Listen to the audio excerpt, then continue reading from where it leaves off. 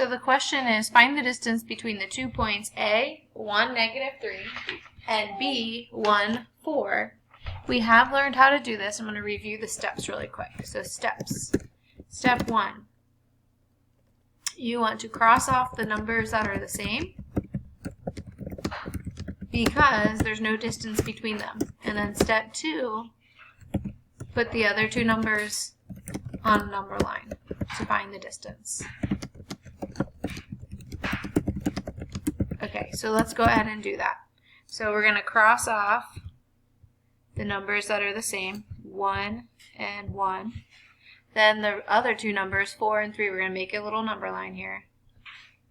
Okay, and we have 0, +1, +2, +3, +4. Remember, you do not have to write out all the numbers, just do notches for them.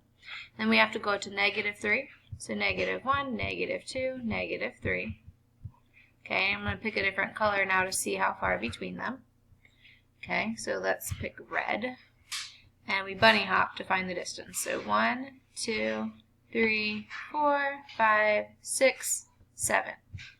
So the distance is 7. We crossed off the numbers that were the same, put the other two on a number line. And again, this is review.